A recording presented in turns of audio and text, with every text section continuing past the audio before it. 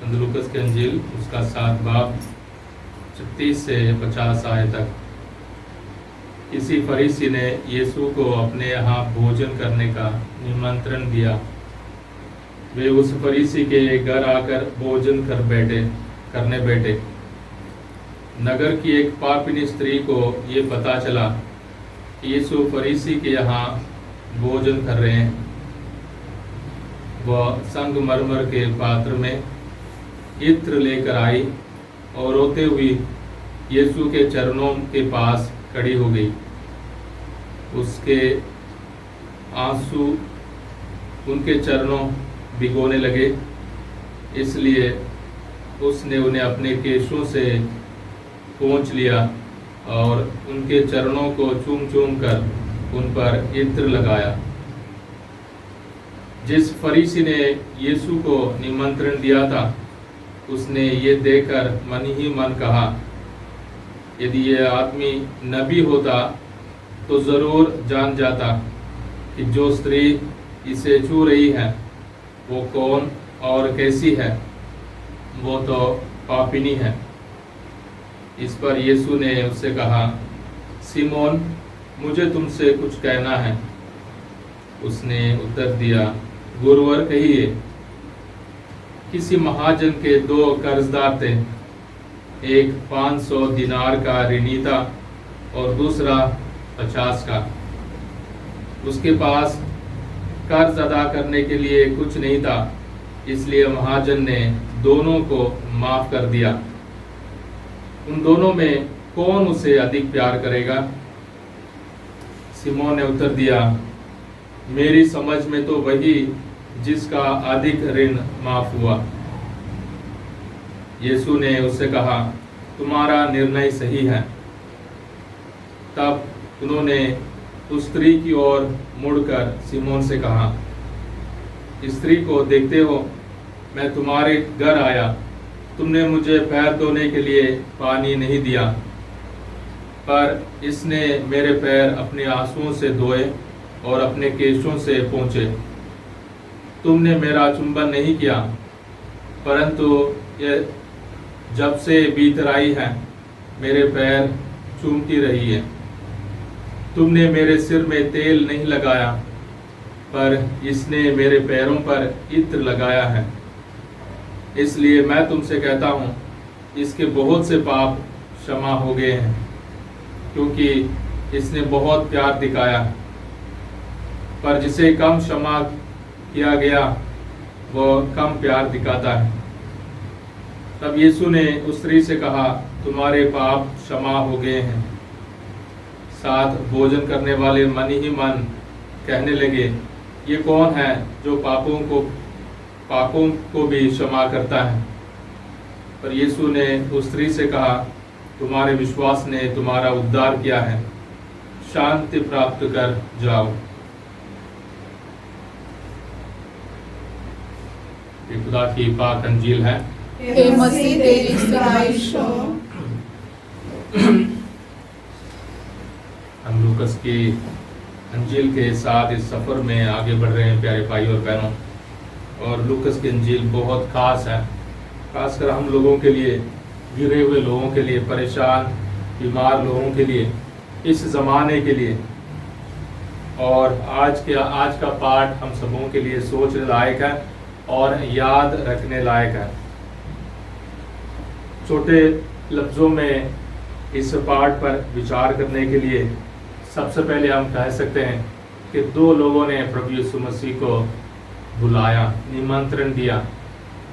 एक ने खाने पीने के लिए, दिखावे के लिए, सबके सामने प्रभु यीशु मसीह की तारीफ करने के लिए और अपनी ताकत दिखाने के लिए और अपना धन दौलत दिखाने के लिए।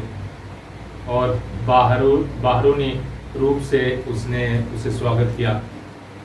और उस औरत ने भी प्रभु का निमंत्रण दिया, प्रभु को स्वागत किया, पूरे दिल से, पूरे पश्चाताप से, पूरे तौबा करते उस दिल के साथ, आंसुओं के साथ उसने अपने दिल में ही प्रभु यीशु मसीह का स्वागत किया। और उसने भी खुदावंद यीशु मसीह को बुलाया और वो भी प्रभु यीशु मसीह के पैरों तले आकर बैठ गई, बिना शर्म के, बिना डर के। क्या होगा, कौन क्या बोलेगा, कैसे हो सकता है, क्या कुछ बनेगा नहीं बनेगा, पर उसे एक ही मंजिल थी हासिल करने के लिए, वो है प्रभु यीशु मसीह की माफ़ी, प्रभु यीशु मसीह से एक उम्मीद भरे शब्द, प्रभु यीशु मसीह से एक नई जिंदगी। हम भी बहुत बार लोगों को स्वागत करते हैं, लोगों को निमंत्रण देते हैं, लोगों को बुलाते हैं, चर्च में जाते हैं, चढ़ावा करते हैं, बहुत कुछ खर्च करते हैं, बहुत चंदा देते हैं, पर हमें ये विचार कभी नहीं भूलना चाहिए, ये तौर तरीका कभी नहीं भूलना चाहिए। जब भी हम खुदा के पास जाएं, इस औरत के समान जाएं, क्योंकि इंसान होने के नाते हम सब पापी हैं, हम सब गुनाहगार हैं, हमारे विचार अक्सर गलत हैं, खुदा के विचार के साथ मिलते जुलते नहीं हैं। तो ये पहला विचार है प्यारे भाइयों और बहनों, प्रभु यीशु मसीह को बुलाएं, पुकारें, स्वागत करें, और स्वागत करते वक्त उसे भी अपने दिल में लें, और हम भी उसके दिल तक पहुंचने के लिए कोशिश करें। इस औरत ने अपने इशारे के जरिए, अपने तौबा करने के तौर तरीके के जरिए, अपने आंसुओं के जरिए प्रभु यीशु के दिल तक पहुंच गई। और दूसरा विचार यह है कि हम अपने दिल में बहुत सारे खेल खेलते हैं, हम अपने दिल में सोचते हैं, अपने दिमाग में सोचते हैं कि हम सब कुछ जानते हैं दूसरों के बारे में। जैसे इस फरीसी ने सोचा था, यदि यह आदमी नबी होता तो ज़रूर जान जाता कि जो स्त्री इसे छू रही है वो कौन और कैसी है, वो तो पापिनी है। ये भी एक आम विचार है। जब भी कोई पड़ोसी हमारे सामने से गुजर रहा है, या चर्च में हमारे पास बैठा है, या दुआ करने के लिए आया है, या किसी चढ़ावा लेकर आया है, या कोई बात मना रहा है, तो हमारे विचार हमेशा हम दूसरों के गलतियों को, दूसरों के लापरवाही को, या दूसरों के बीते हुए जिंदगी को, या दूसरों की बुरे आदतों को सामने से एक फिल्म की तरह हम देखते हैं। हमारे दिमाग हमेशा दूसरों के बहुत बड़ी लंबी लिस्ट लगाती है, जैसे कि हम उनके बारे में सब कुछ जानते हो। उन्होंने तौबा किया, या खुदा से उन्होंने बरकत मांगी, या उन्होंने अपनी ज़िंदगी में बदलाव लाया नहीं लाया, पर हमारे सामने सिर्फ उनके किए हुए सारी गलतियां नज़र आती हैं। और ये सिमोन की आदत हमारी भी आदत है, और प्रभु में विश्वास करने के भाई बहन होने के नाते हमें इस आदत से छुटकारा पाना है, क्योंकि ये जो लिस्ट लगाने वाली आदत है वो प्रभु की होनी चाहिए। क्योंकि जब प्रभु हमारी लिस्ट लगाता है, जब प्रभु हमारे पापों का पूरा लेखा रेखा बनाता है, हमें साफ करने के लिए, हमें छुटकारा देने के लिए, हमें पाक बनाने के लिए, पर जब हम दूसरों के गलतियों के पूरे इशारा करते हैं या लिस्ट बनाते हैं, तो हम दूसरों पर इल्ज़ाम लगाने के लिए, दूसरों की बेइज्जती करने के लिए, या दूसरों को दिखाने के लिए कि आप खुदा के उसे प्यार के लायक नहीं हो।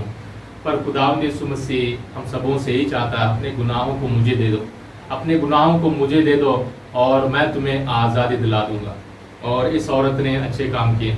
इस औरत ने रो रो कर अपने सारे बीती हुई ज़िंदगी खुदा के हवाले की, और खुदा के लिए उससे बढ़कर कोई चढ़ावा, उससे बढ़कर कोई भोजन, उससे बढ़कर कोई पार्टी की ज़रूरत नहीं है। खुदावंद ऐसी पार्टी हमसे चाहता है कि ताकि हम भी खुदा में एक हो जाएं, ताकि हम भी खुदा से माफ़ी हासिल करें, ताकि हम भी अपने बीते हुई ज़िंदगी में जाकर खुदा के हवाले करें अपने सारे बोझ को, बुरे आदतों को, हमारे गलतियों को, हमारी लापरवाही को, ईमान की कमी को, और हमारे शर्म वाली सारी बातों को।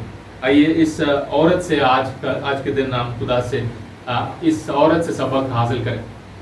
खुदा हम सबों को, खासकर हमारे ज़िंदगी के हर रोज़ के ज़िंदगी को जीने के लिए हमें ताकत दे, ताकि जब भी हम खुदा के पाक बदन और खून को हासिल करें, हमारे आदतें बदल जाएं, हमारे सोच विचार बदल जाएं, और हम भी इस औरत के समान नेक बन जाएं और माफ़ी हासिल करें। एक दूसरे के लिए दुआ मांगे, सारे बीमार भाई बहनों के लिए दुआ मांगे, बुरी आदतों में गिरे हुए या नशे और शराब की आदतों में गिरे हुए हमारे सारे भाई बहनों के लिए दुआ मांगे। दुआ करें उन लोगों के लिए ताकि खुदा उन्हें आज़ादी दिलाए।